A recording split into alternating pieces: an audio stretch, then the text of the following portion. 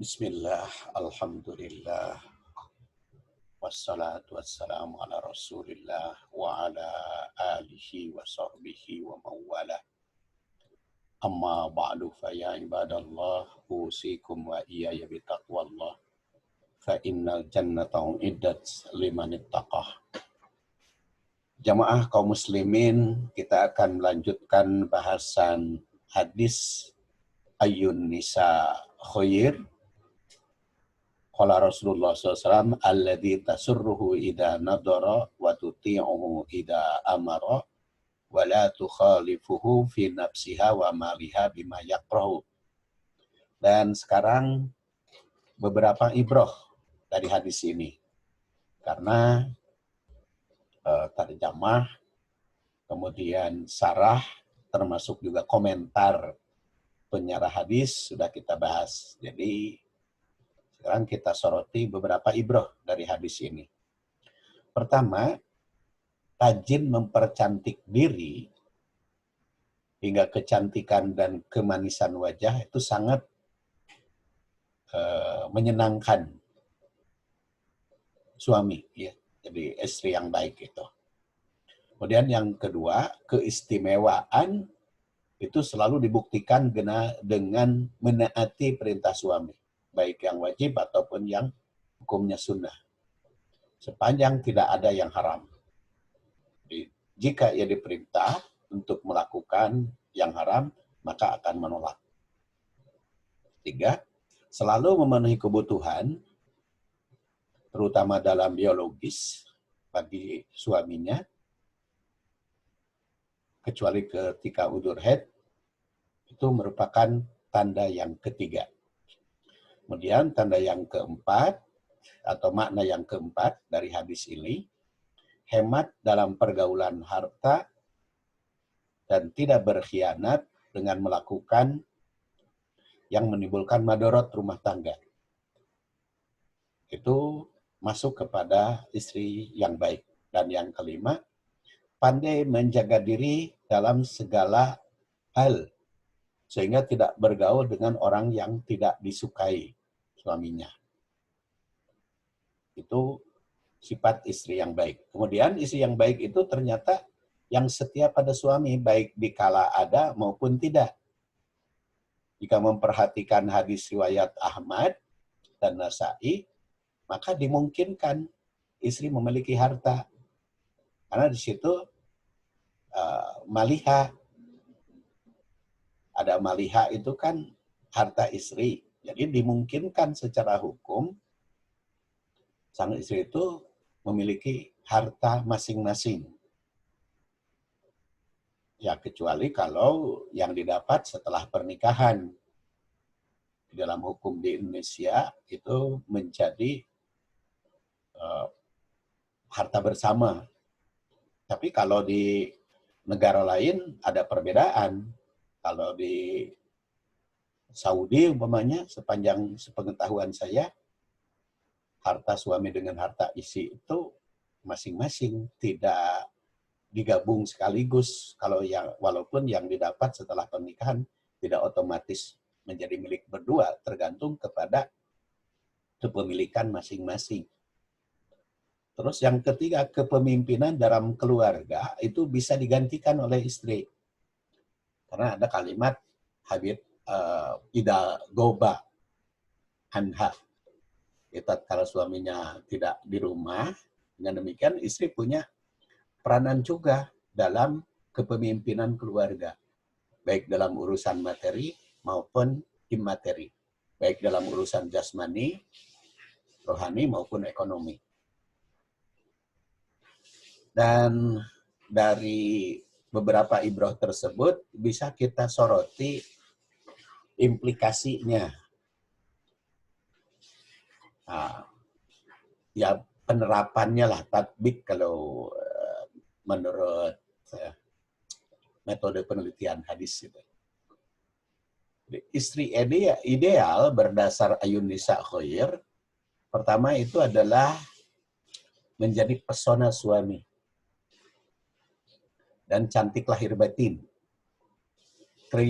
Kriteria pertama, istri yang baik dalam mempesona adalah mempesona sebagaimana tersurat pada tasurruhu idza nadoro, yang membuat suami terpesona tatkala melihatnya.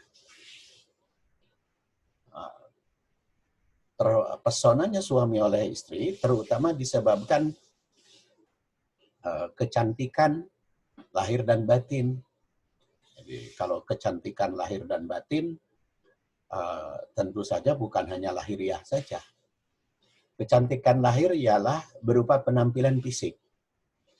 Dan kecantikan batin adalah akhlak yang selalu taat pada Allah dan pada suaminya.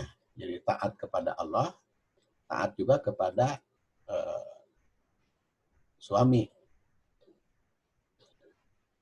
Jadi bukan hanya taat kepada Allah, ya. Jadi itu kecantikan batin, kecantikan atau inner beauty. Nah, kecantikan lahir ialah berupa penampilan fisik dan kecantikan batin akhlak. Jadi selalu akhlak taat kepada Allah dan takwa padanya. Oleh karena itu kriteria ini yang mempesona adalah yang selalu mempercantik diri dengan keindahan penampilan dan keindahan akhlak. Itulah yang dimaksud dengan cantik jasmani dan rohani. Nah, pentingnya cantik lahir ini tersurat di dalam sabda Rasulullah SAW. Jadi kecantikan lahiriah itu seorang istri menjadi suatu yang sangat bermanfaat bagi suami karena akan memusatkan perhatian dan terhindar dari perselingkuhan. Rasul bersabda, khairu faidah istafadahal muslim ba'dal islam imra'ah jamilah. Sebaik-baik perbekalan yang memberi faidah, yang memberi manfaat bagi muslim setelah keislamannya adalah imra'ah jamilah. Istri yang jamilah. Jamilah itu indah, cantik. Tasurruhu idza nadoro, yang mempesonakan ketika suaminya melihat ilaiha kepadanya. Wa tuti'uhu, dan senantiasa taat. Idza amaroha, tatkala memerintahnya. Wa tahfaduhu idza goba anha, dan menjaga hartanya, menjaga keluarganya, menjaga rumah tangganya, idza goba anha, apabila suaminya tiada. Fi malihi, baik dalam urusan harta suami, wa nafsiha, maupun dalam urusan diri sendiri. Jadi berdasar hadis ini, syarat mempersona adalah jamilah. Itu cantik. Kecantikan istri, sebagaimana disebut Al-Azizi dalam sarahnya, merupakan faktor yang mempengaruhi kemampuan suami dalam menahan godaan wanita lain.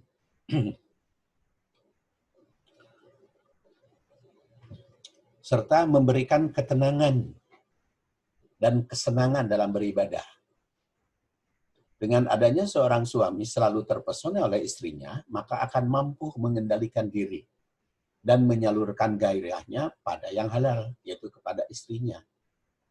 Tidak akan tertarik untuk menyalurkan kepada yang tidak halal. Ya, karena memang perempuan itu di mata pria akan selalu menggoda, kan? Rasulullah SAW bersabda, innal mar'ata tukbilu fi surati syaitan wa tudbiru fi surati syaitan. Fa idza absara ahadukum imra'atan falyati ahlahu fa inna dzalika yarud ma fi nafsi. Sungguhnya perempuan di mata pria itu tukbilu fi surati syaitan, apabila menghadap ada setannya, jadi ada ketertarikan. Jadi, perempuan itu selalu menarik apabila menghadap mukanya atau dilihat dari depan, menarik. Jadi setan itu jangan dituduh negatif, ini perempuan itu ya. Jangan dikatakan wanita itu setan. Kan ada itu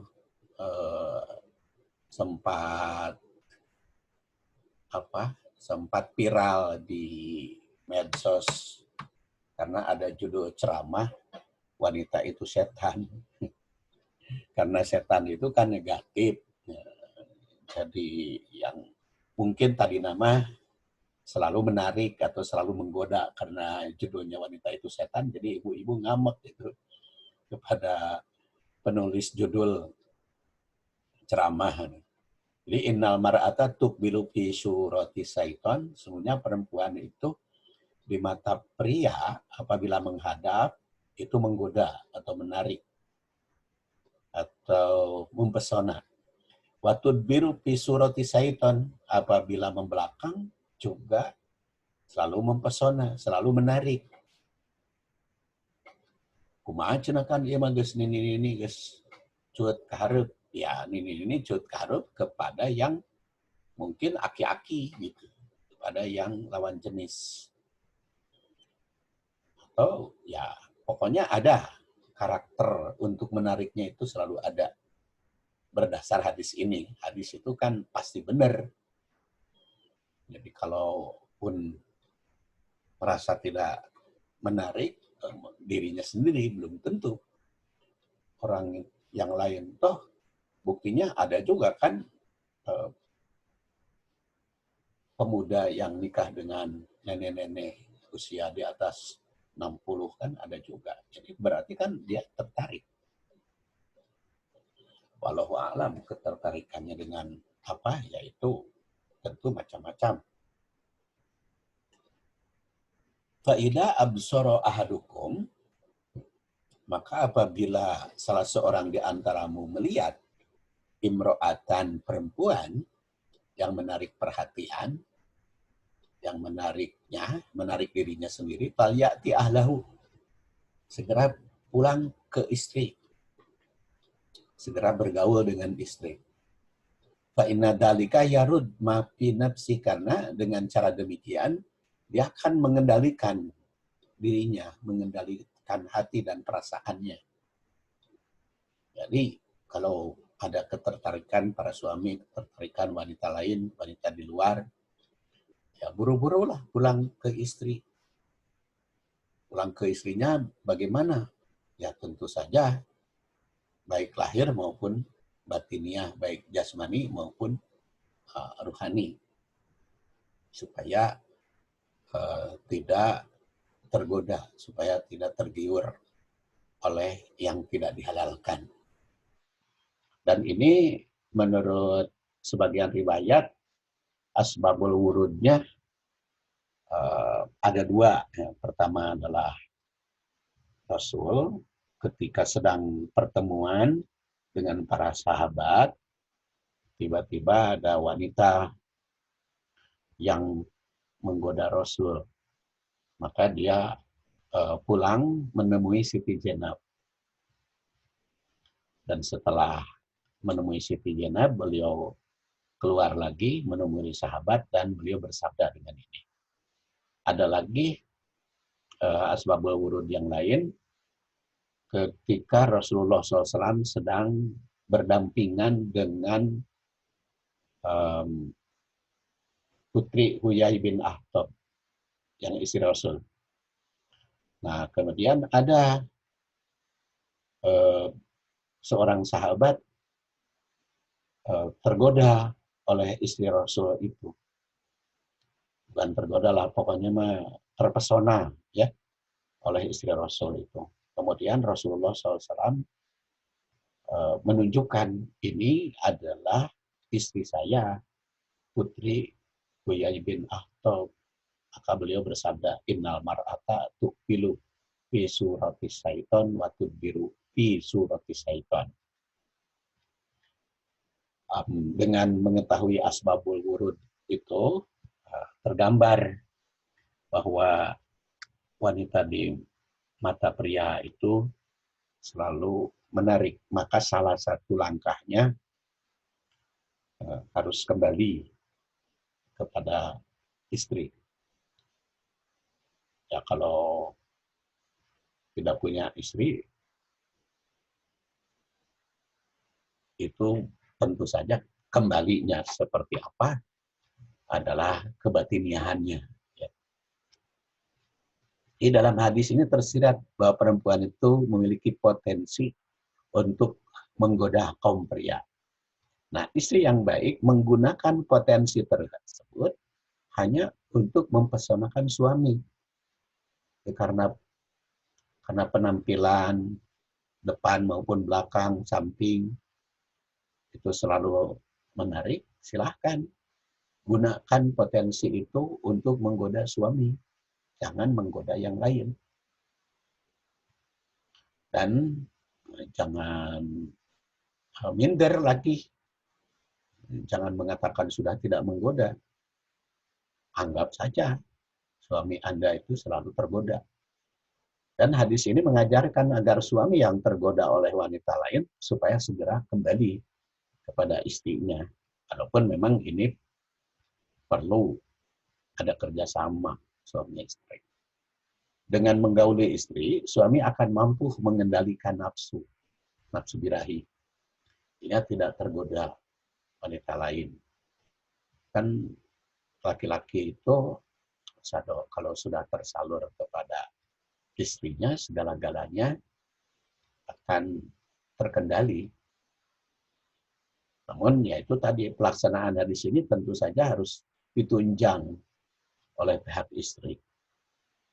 Jadi mungkin akan berat bagi suami kalau istrinya tidak menunjang, tidak memahami atau tidak mendukung langkah untuk pengendalian itu. Dengan demikian, istri di rumah hendaknya berusaha agar memiliki penampilan yang amat mempesona suami. Dan memang kecantikan ini tidak hanya kecantikan lahir, tapi juga ada kecantikan batin. Di kalimat pesona, kecantikan pesona batin, kecantikan dalam, yang tentu saja mempengaruhi kecantikan luar. Manusia secara fisik, siapapun semakin tua akan semakin berubah. Kan? Jadi kecantikan fisik tidak akan utuh selamanya. Kalau dari sudut kecantikan fisik saja. Oleh karena itu, jika fisik telah berubah, maka kecantikan hati yang dipelihara. Karena itu sangat bermanfaat. Kecantikan hati, kecantikan dalam, kecantikan rohani akan berpengaruh besar pada penampilan seseorang. Bagaimanapun cantiknya seseorang akan tetap tampak jelek kan bila hatinya murung, mukanya murang. Hati murung, muka muram. Ya, walaupun cantik, ya kalau tidak pernah menampilkan bahagia akan semakin kelihatan. Jadi oleh karena itu kecantikan batin sangat diperlukan. Hati yang bahagia, perasaan tawakal, itu penuh tasyakur dan sabar akan berpengaruh pada raut muka. Jadi kalau orang yang bahagia, orang yang sabar, orang yang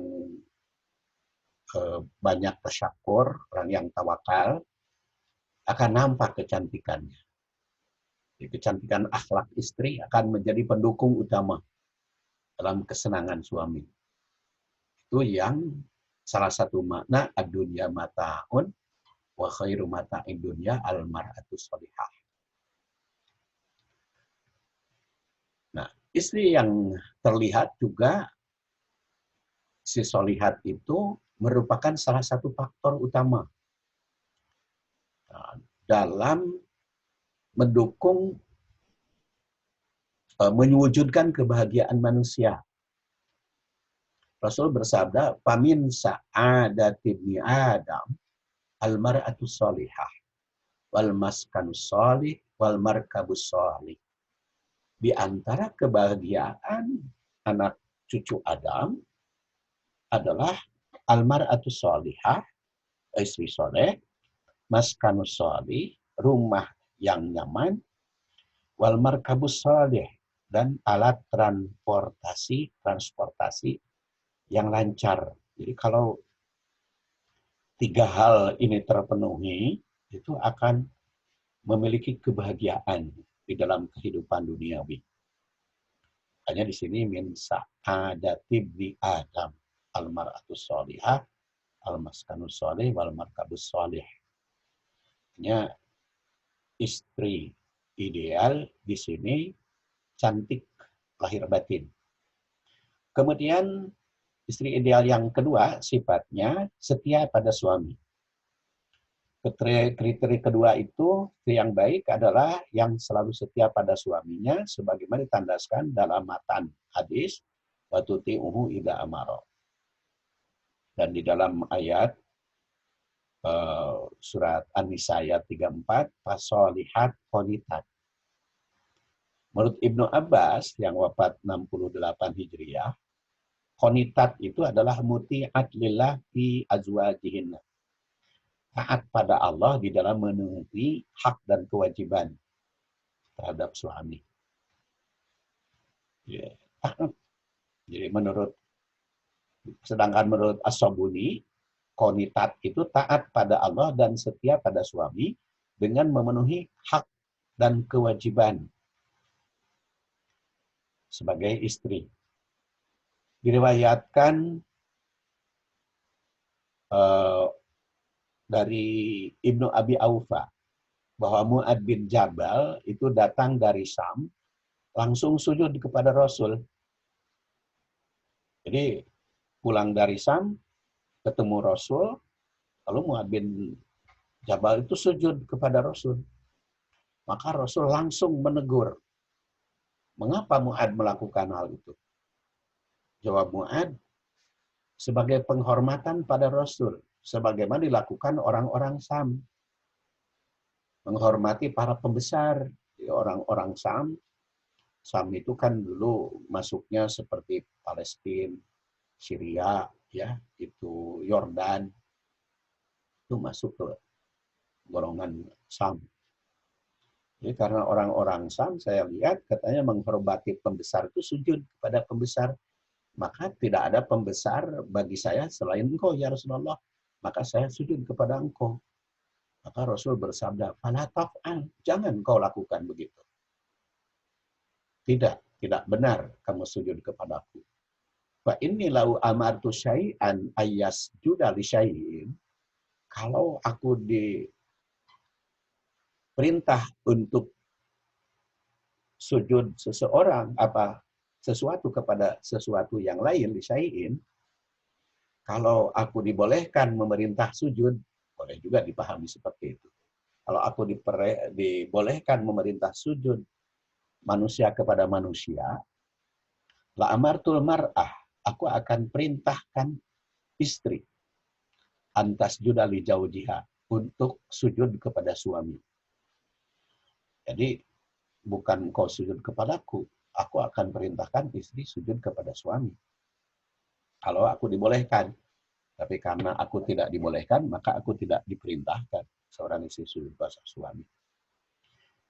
Walladzi nafsi biyadi, maka Rasulullah SAW bersumpah pada saat itu, demi zatku yang di tangannya, la tu'di al-mar'ah, kita memenuhi hak rabbiha. Jadi seorang perempuan tidak memenuhi hak dan kewajiban kepada Tuhannya, hatta tu'addi haqqa zaujiha, sehingga dia memenuhi hak dan tanggung jawab pada suami.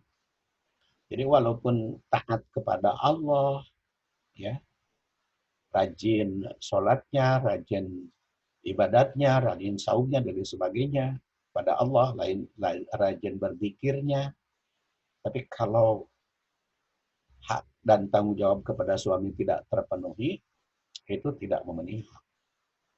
Hatta lau sa'alaha nafsaha, walaupun si suaminya itu minta atas dirinya.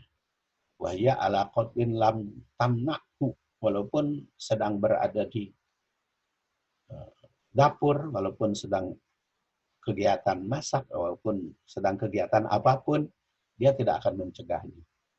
Itu saking hak suami pada istri, istri menjadi kewajiban pada suami. Makanya suami ideal berdasar hadis ini kesetiaannya pada suami.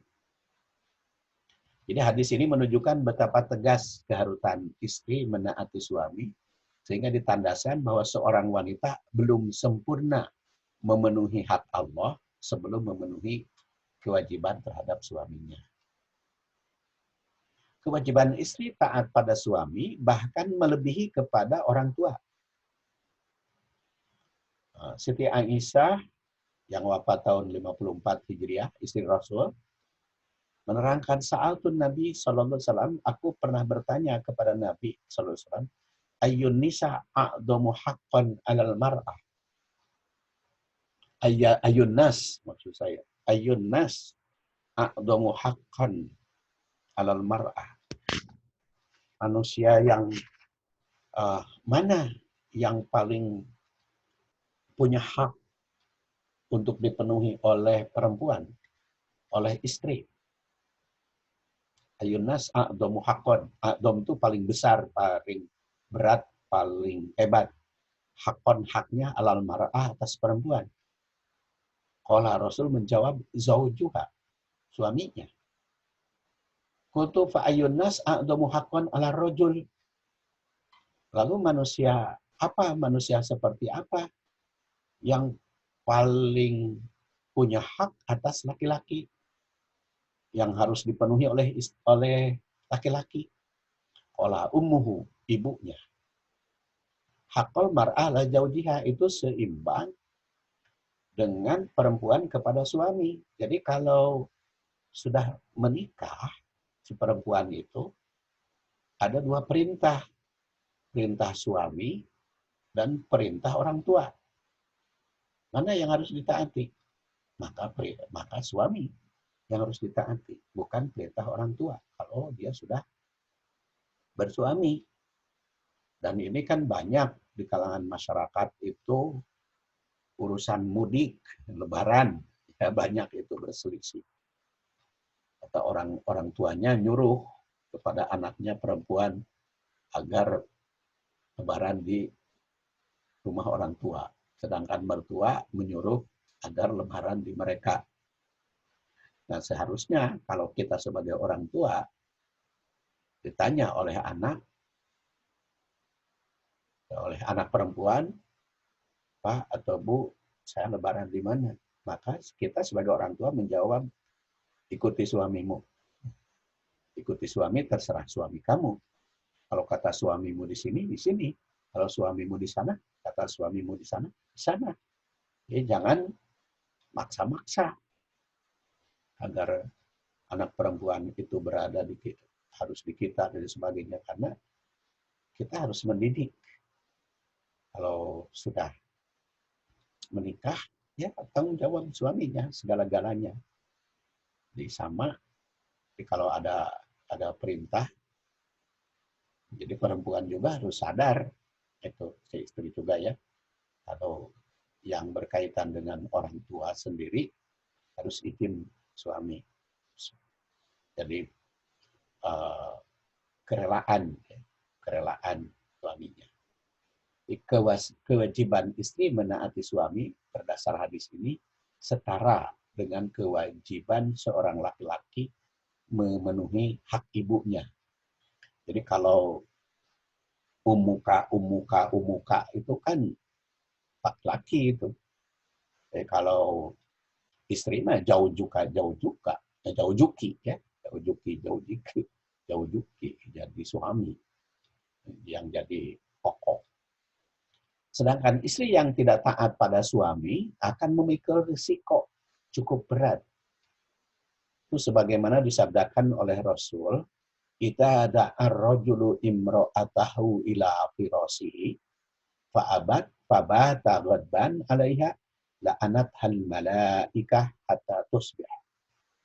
Jika seorang laki-laki, seorang suami, da'a imro'atahu, mengajak istrinya, la firasihi, ke firas, ke tempat tidur, pabata, lalu dia membantah tidur karena tidak mau, sehingga tidur dalam keadaan marah, la'anat hal malaikah hatta tusbih. Maka malaikat itu mengutuk si perempuan tersebut, la'anatha, perempuan itu. Hadis ini menunjukkan betapa berat akibat yang dipikul oleh istri yang tidak setia pada suami. Istri yang tidak setia pada suami mendapat kutukan dari para malaikat. Ya, kita lanjutkan pada pertemuan berikutnya tentang jaminan bagi istri ideal. Saya tutup dulu. Subhanakallahumma wa bihamdik, asyhadu an la ilaha illa anta, astaghfiruka wa atubu ilaik. Assalamualaikum warahmatullahi wabarakatuh.